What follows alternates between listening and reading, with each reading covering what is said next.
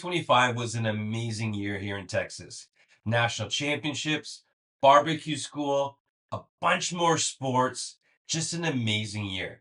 Now, this might just document the year for me, but I really hope you enjoy this wild ride too.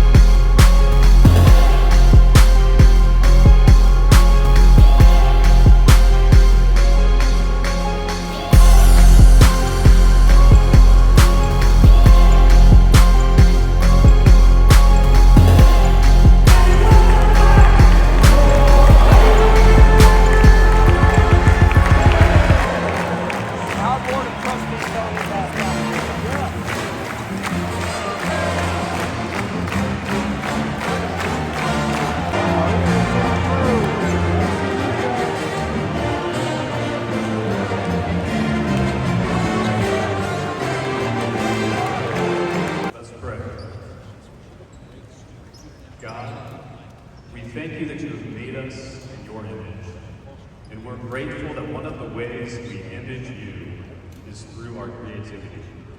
We know we'll see a lot of that on the court tonight.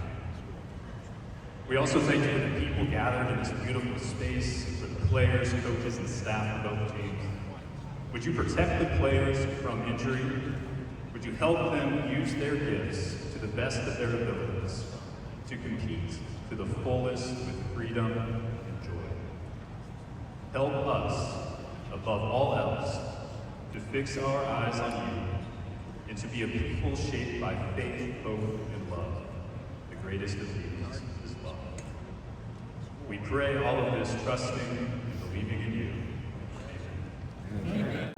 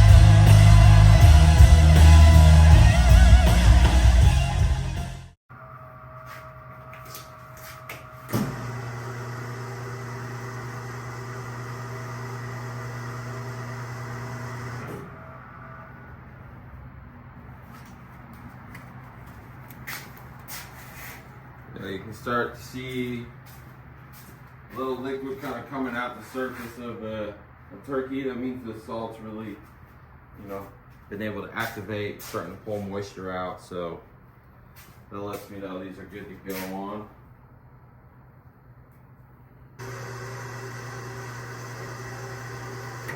Why do you have them on the bottom rack again? So it's a little cooler? Yeah, so that way we can cook these a little longer, get more color and more smoke on them.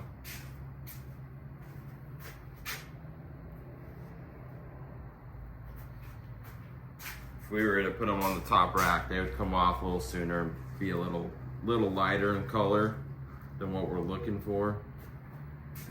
Or we'd have to, adjust our cooking temps. But we found if we just load these on the bottom and turkeys on top, ribs on top, and run the temps that we do, we get the results we're looking for.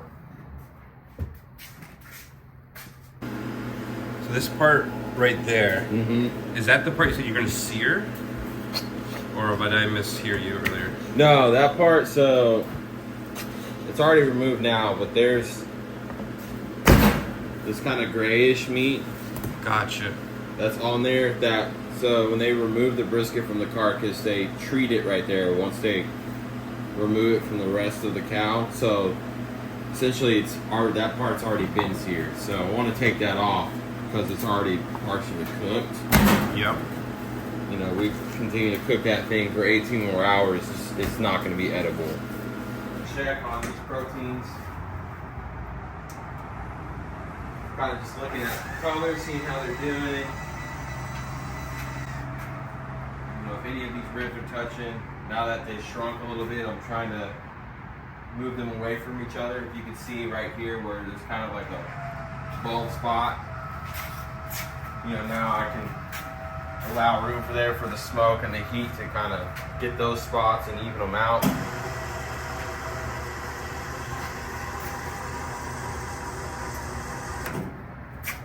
Shift them away. But that's what we're looking for. The surface is like real nice and dry. Got a pretty good color on these ribs. That bark is starting to form. Same with the turkey.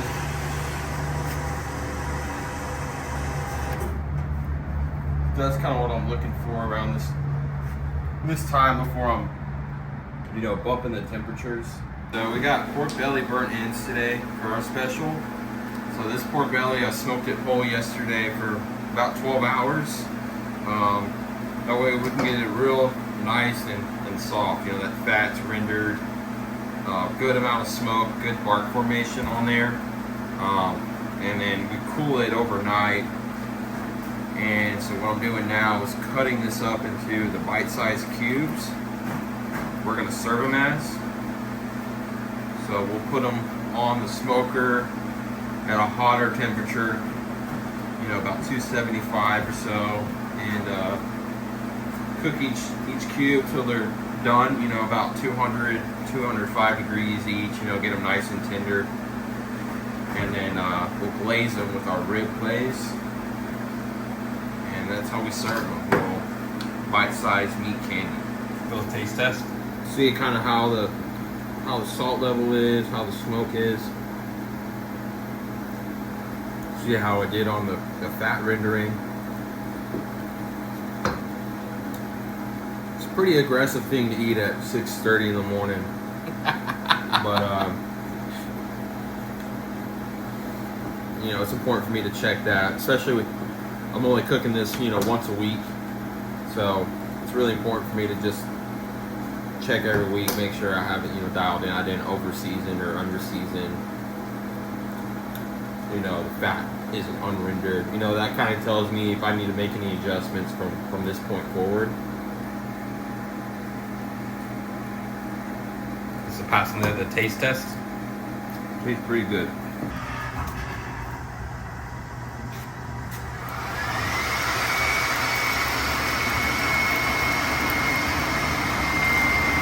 And what we call heavy. I generally will do about 2 passes, one front to back, one back to front. And then I season just the burn end side. I don't season all of the sides of the brisket for a couple reasons. We talked about that principle of attracting smoke, attracting heat. If I have a lot of pepper on the side of that thin lean, it's going to attract excess heat and smoke to that product. I don't want to bring any more attention to that thin stuff than I absolutely have to. So by not seasoning that, it does help a little bit with that finished product. Now for seasoned salt, it's the same principle, guys. We go right over the top, nice and even. Now, I will say this, a good tip is to season your point a little bit heavier than your lean. For 2 reasons. You've got a lot of excess fat you got to break down in that point section, so it's going to be a really, really kind of mellow out the flavors you have. So if you don't season that point enough, once you cut it, once you have the tallow on the board, it can bland stuff out quickly. So by over seasoning the point just a touch, it doesn't take much, but just a touch, a little bit more than the lean, it does help kind of even out those tones. And again, as far as the sides go, I'm looking to season the sides of that protein, that little burn-in portion of it. So I've got my pepper on, I've got my seasoned salt on. These are gonna go in the fridge for a couple hours before we put them on tonight. So if I was to put this on a tray in a fridge right now with that salt still not activated, there's a chance it won't ever activate and won't set in there. So I'm gonna hit it with just a little bit of water to kind of help that salt start to activate. And you'll know it's activated when you have that nice kind of starting wet look to the brisket.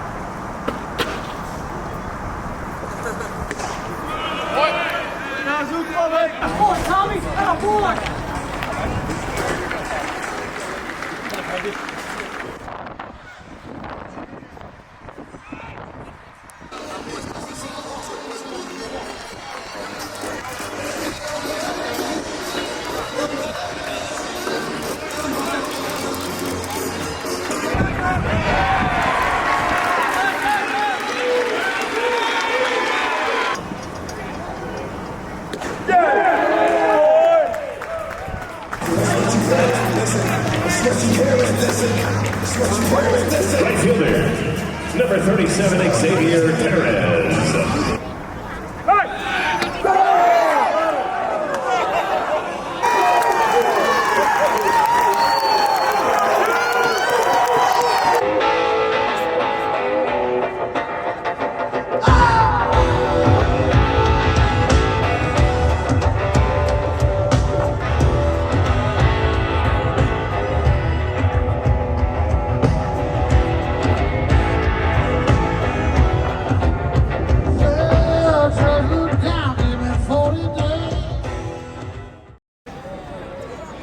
How we doing, San Antonio? Welcome, welcome. Thank you for sticking it out here with us in the cold. I'm not going to do a whole lot of talking. We're just going to play music. How's that sound? All right, here we go. Here's one by one of my favorite Texas songwriters, Guy Clark. It's called Worry Be Gone.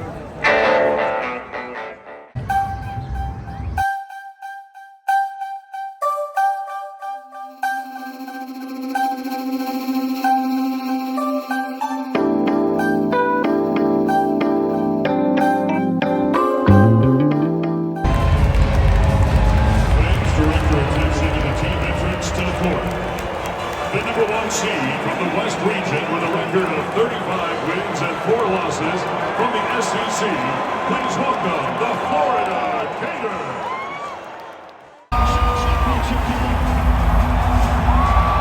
Direct your attention to the team entrance to the court. The #1 seed from the Midwest region with a record of 35 wins and 4 losses from the Big 12 Conference. Please welcome the Houston Cougars.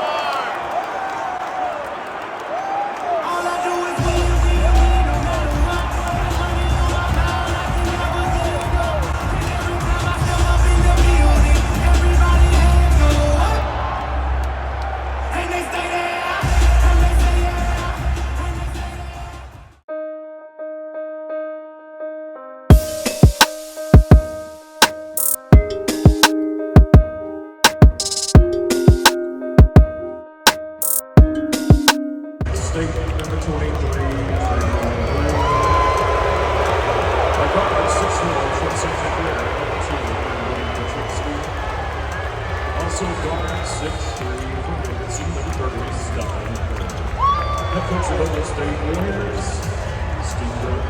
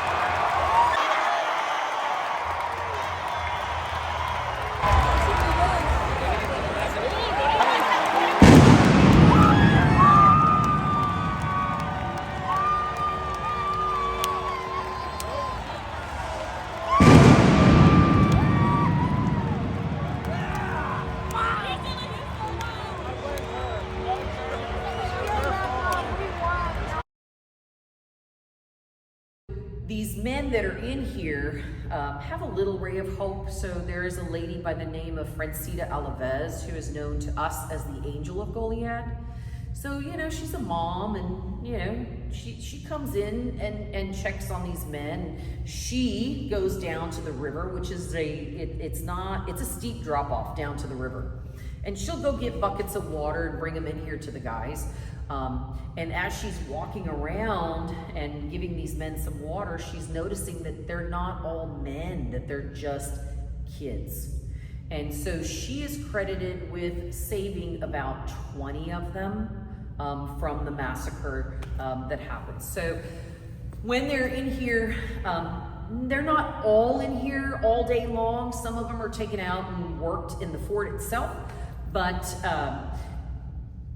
keep in mind that the Mexican officers here, the soldiers, they're not like having a fiesta, like, woohoo, we're gonna kill a bunch of Anglos in the morning, right? They're trying desperately to get Santa Anna to change his mind about the outcome for these men.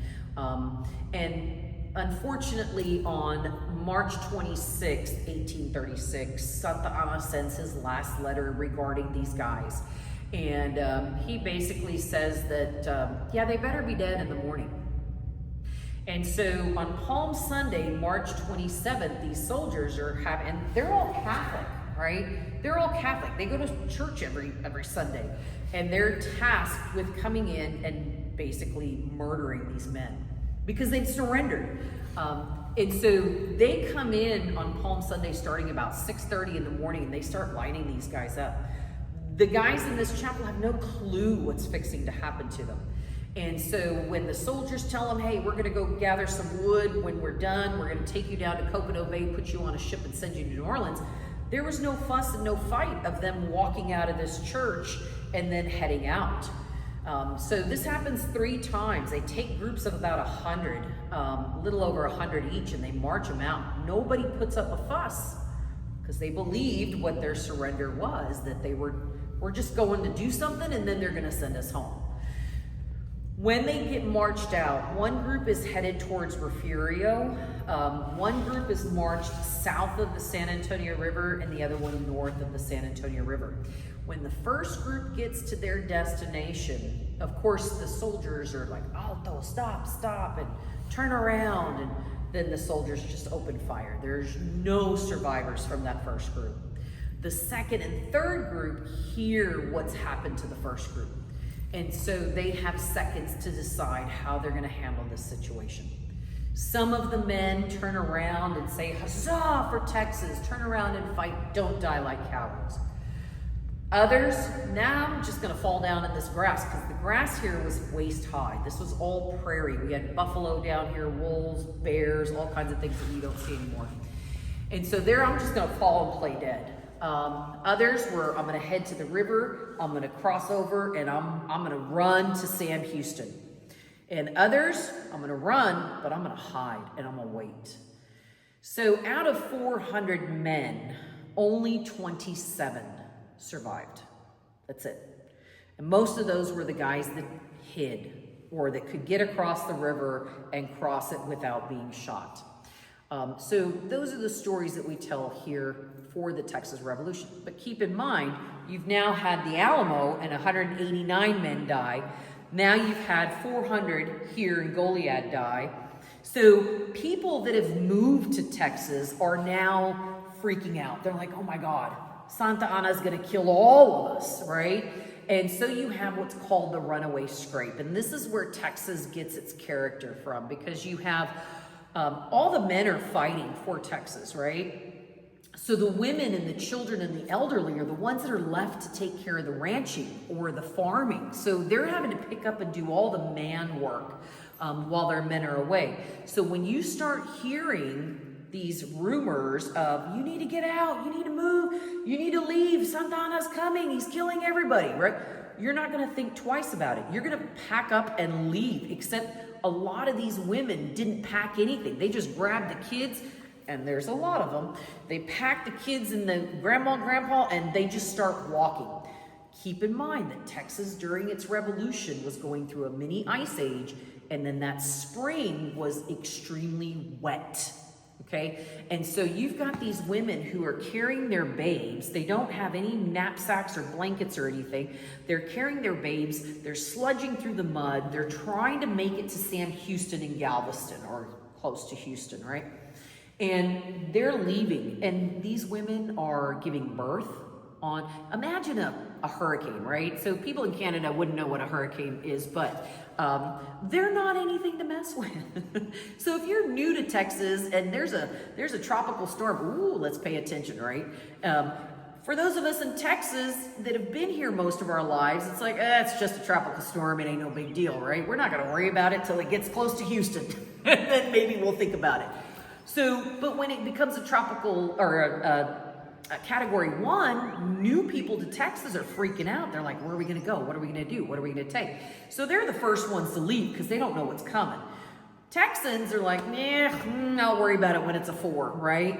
And so, because it could go this way, it could go that way. So this is what the runaway scrape was like. So you had some people that left as soon as the Alamo, when they heard about what happened at the Alamo. Most people, though, waited. Like, maybe we'll win. Maybe Fanon will get it, right? But these women, most of them were caught in the Category 5 hurricane. Everything's already done. Santa Ana's coming. He's coming to kill us. He's on horses. He's going to come get us quick. So we're leaving. We're heading east. These women are giving birth on muddy side of the road patches. They're being taken advantage of. They're losing their kids. They don't have anything to feed their kids. They don't have blankets. They're freezing to death. It's still cold in Texas, and it's really, really rough. But the Texas character comes from these people.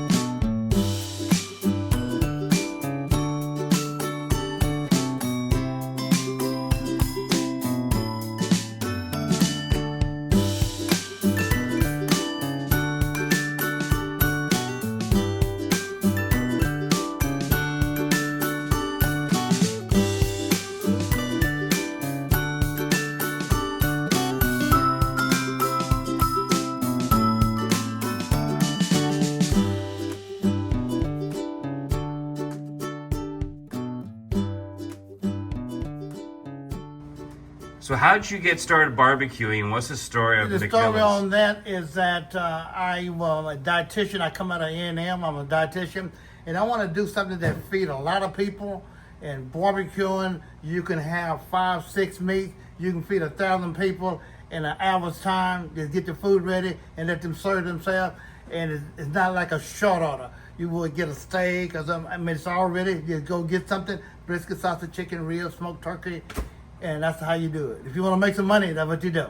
And how long ago did you start this place? I had 5 restaurants. I started this one 39 years ago. I had been in business 52 years. I serve people from all over the world. I do sports teams like the Astros, like the Dallas Cowboys. I feed those guys. A&M, I feed those guys. University of Texas, I feed those guys. Yeah, I write the ticket. Bush Senior, Bush Jr., and Obama. Yeah? In Obama, we fed approximately 1 million people. You can read about it over there. And they had people from all over the world. That's amazing. It's amazing, man. Amazing. Amazing. So, you know, I do what I love, and I love what I do. And I'm damn good at it. Probably one of the best of the best. I'm excited to get into some of this. Okay. Man, I am pumped for this barbecue from McMillan's. Can't wait to dig in.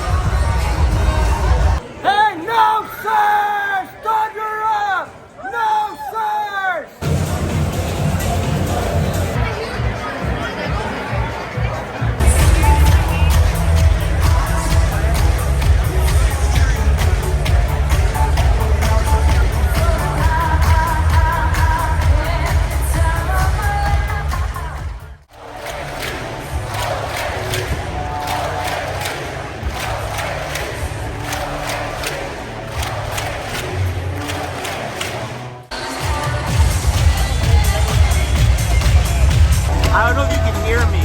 This is the loudest NBA arena I have been in. This place is crazy loud. And we haven't even got the player introductions yet. They're gonna blow the roof off of this place.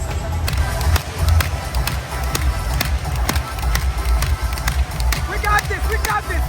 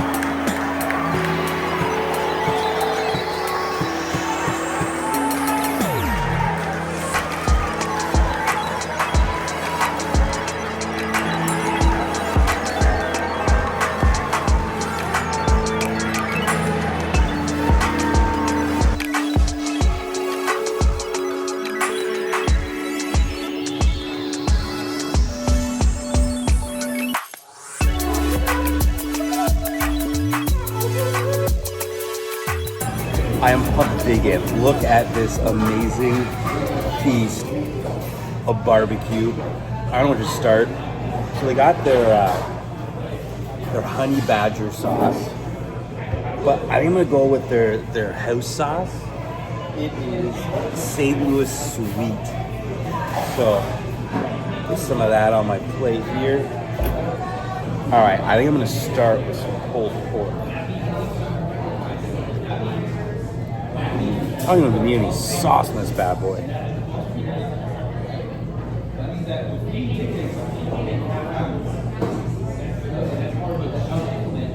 This stuff's amazing.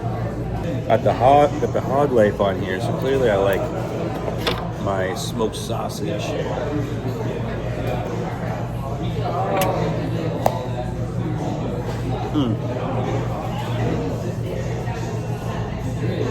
Look at this brisket. Like, it's moist. It's been rendered really well. Ooh.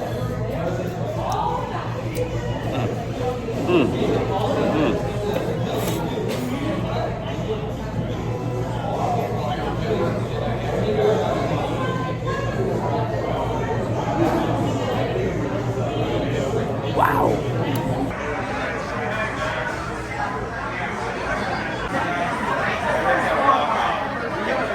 Check out what I got.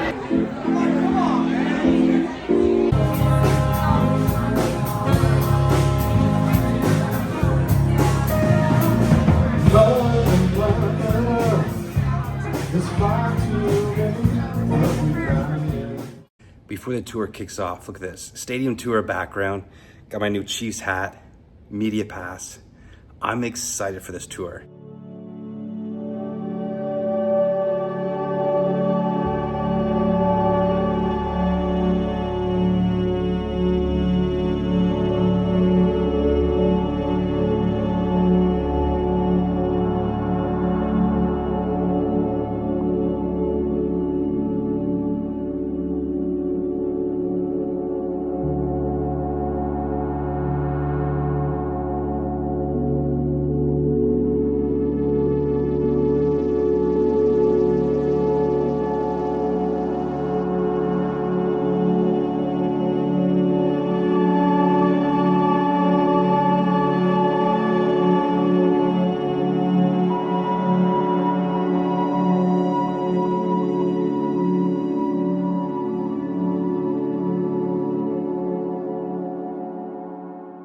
I have a buddy who grew up in Missouri and raves about Gates Barbecue.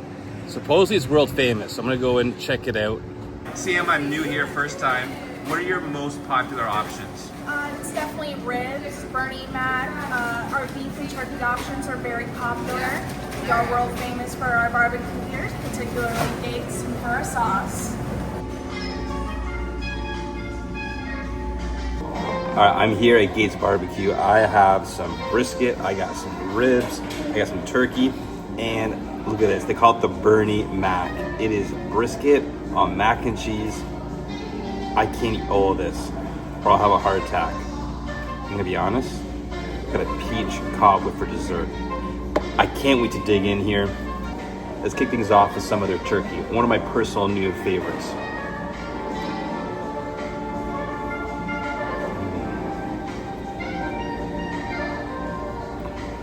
It's moist, it's cooked perfectly. I wish I'd gotten this in a sandwich, like a smoked turkey sandwich with this sauce would have been. All right, let's get into some brisket now. I like how thinly sliced they have. It's almost like deli style. Make sure I get a good piece with some sauce on here.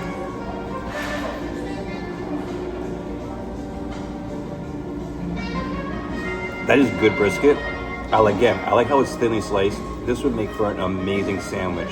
In Texas, it's big chunks almost, which isn't the best for sandwiches.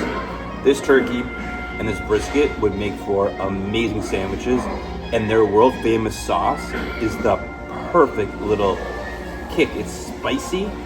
You need some Dr. Pepper. Whew. Yeah, I'm gonna dig into this Bernie Mac and cheese.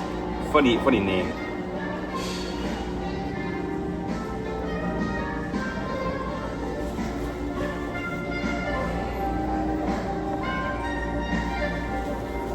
Let me get a little sauce on here. There we go. I'm trying to get a good spoonful, and it's tough. But I have a good spoonful here. Oh, it's falling off.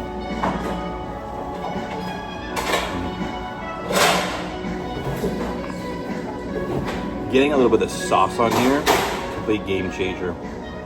I might need to go back to the counter and ask for some more sauce to put on this Bernie mac and cheese.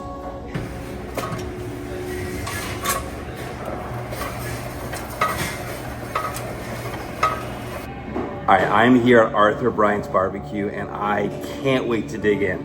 Can you see my plate? I got 4 baby back ribs, and I got an amazing turkey sandwich. Gonna put some of their sweet heat barbecue sauce on here. I'm drooling. I can't wait to dig into this awesome barbecue sandwich. Look at how thick that is. And I got a video clip here I'll show at some point in the video. And they do deli style barbecue here, which I absolutely love. All right.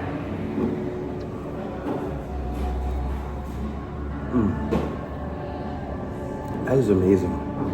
It is so moist. That barbecue sauce has a little kick to it. I can see why it's world famous.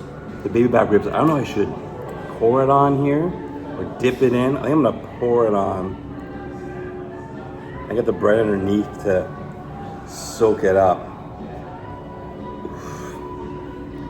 This place, it smells amazing. All right, I sauced up these baby back ribs, and I love fall off the bone ribs, so I'm curious if these are gonna meet that personal preference.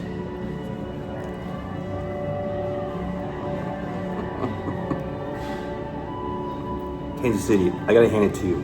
Your ribs are better than Texas ribs. I know that's blasphemy, because I'm living in Texas right now, but the ribs here in Kansas City, undefeated. Every place I've gone to, I've loved it.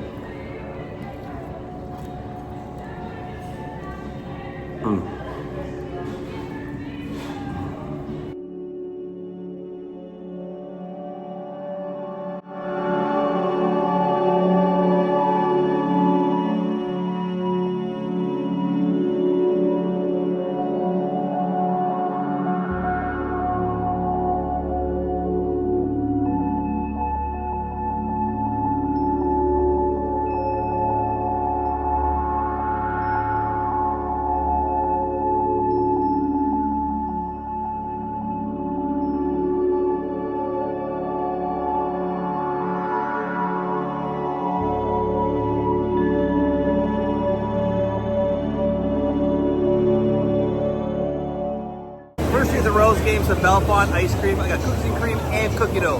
Fatty approved.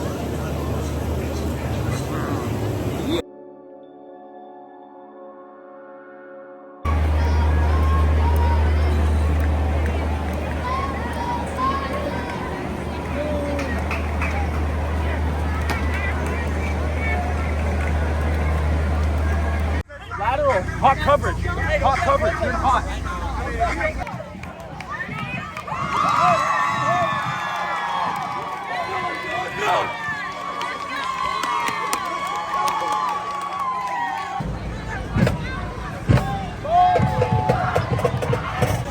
Hey, D, let's go!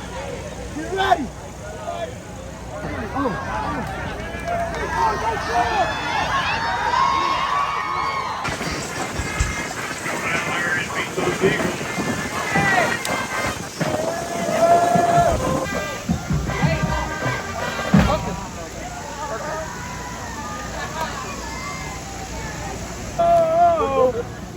Go back to playing hard line. I think we won. They're down in 11. When you have 6 and 7. Hey, 6, 7, 6, 7.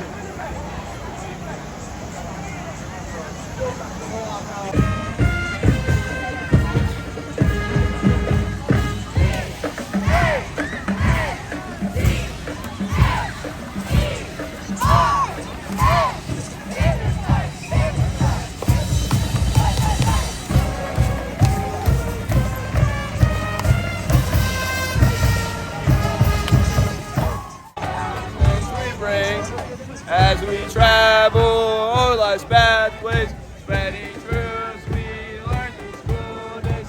May God's guidance see us through.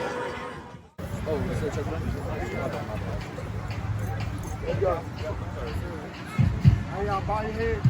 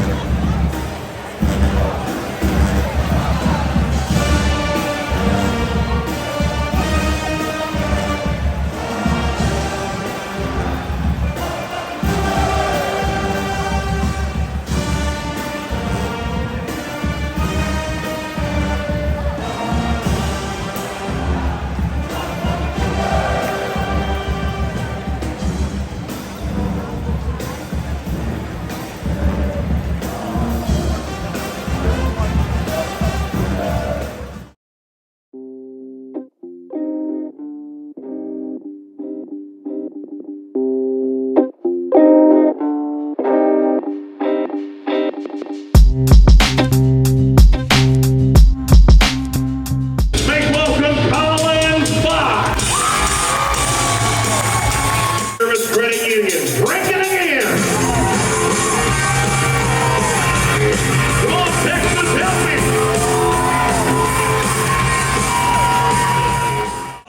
Time to do it again. Dark side. Oh, hang on there.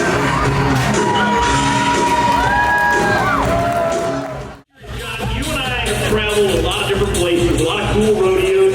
You worked the National Finals Rodeo, you worked Rodeo Houston. Have you ever seen a college rodeo like what you see here in Huntsville, Texas? So this is unique. I'm not lying. The College of Southern Idaho under Sean Davis had an awesome rodeo. The rodeo that y'all have in Huntsville, Texas for your college rodeo is unlike any other rodeo in the United States of America. Hats off to Huntsville, Texas. Amen.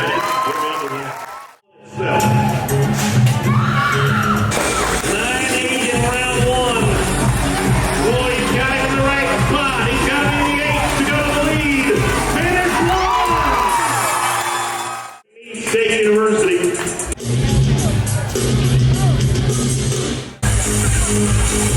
There you go, Lyle. Back to his feet. Rolling over. Last night, qualified to the finals tonight in the go time. Fast hands. Oh.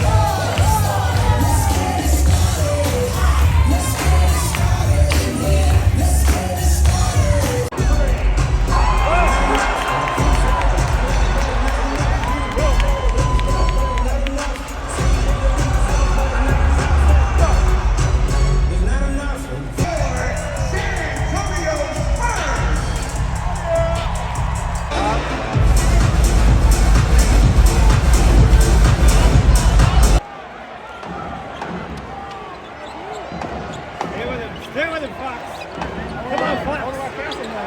That's good D. That's good D.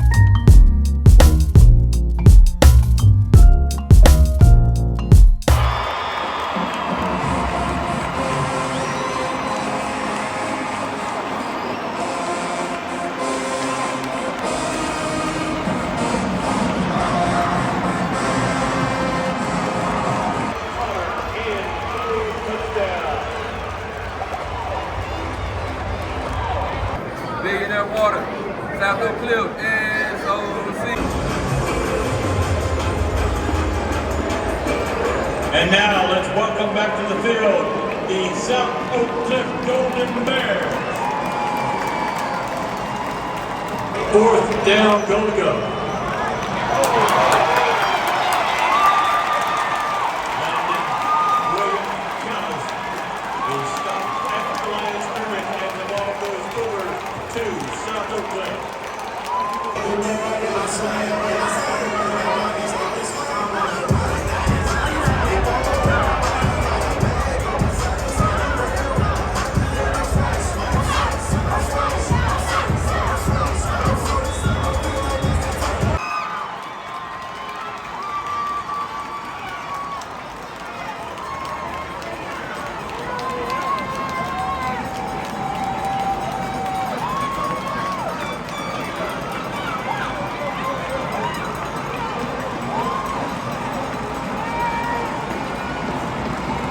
And that is the end of the ball game. Our final score, South Oak Cliff 35, Randall 19. The field, the North Shore Mustang.